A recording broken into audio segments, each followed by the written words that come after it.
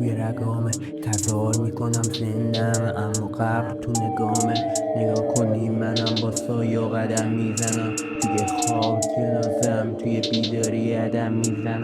بذار فکرم ببوسه توی تاریکی دفشم، بذار حکم سقوط خودم رو امضا کنم. وقتی امیدی نمونده بذار با شب هم خونشم، وقتی راهی نمونده بذار با مرگ هم خونشم. من یه زندونیم توی قفس استخون، رو دیوارات خاطرات و خط زدم با ناخون. توی سرم جنگ صدای انفجار من، هر طرف میرم فقط تاریکی میشه محض. چشم خاموش میشم ولی کابوس روشنه، یه جایی که مغز همیشه درگیر دشمنه. یه دشمنی که توی آینه میپره بیرون، به خودم رحم نمی کنم انگار شدم دیوون. صدام خشداره از بس داد زدم توی سکوت، مگه چند بار باید بمیرم تا بمیرم این بار برسه به ثبوت. یه جنازه که هنوز ضربان قلب داره ولی هیچ کس نمیفهمه تو سرم چی میگذره. روحم آوار از تبعید شدم از بدنه، مرگ میگه وقتی شه بگو کی بزنه.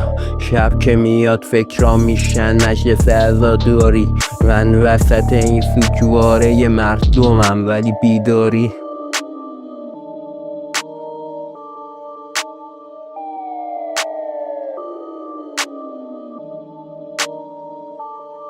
نه پول نه شهرت، فقط یه راه فرار. نه دوست نه فرصت، فقط یه قبر کنار. نه حس نه حرمت، فقط سکوت و فشار.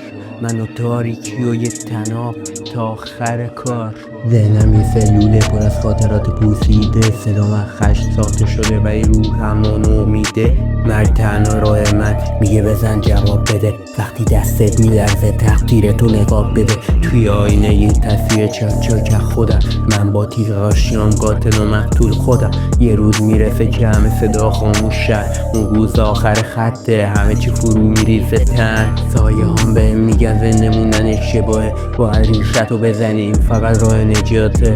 چاقو میخنده بهم تناب میگه بیا، فکر من ریسه کشتم منم چوکر این نمایشا. هیچ کی عالمو نمیفهمه چون منم هم نفس، مرگ مثل ساعت شنی میریزه هرچی از تنم. یه روز شاید بفهمن چه نبری داشتم ولی وقتی میفهمن که دیگه نباشم.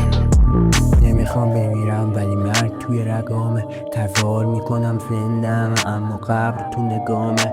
نگاه کنی منم با سایه قدم میزنم، توی خواب جنازم توی بیداری عدم میزنم.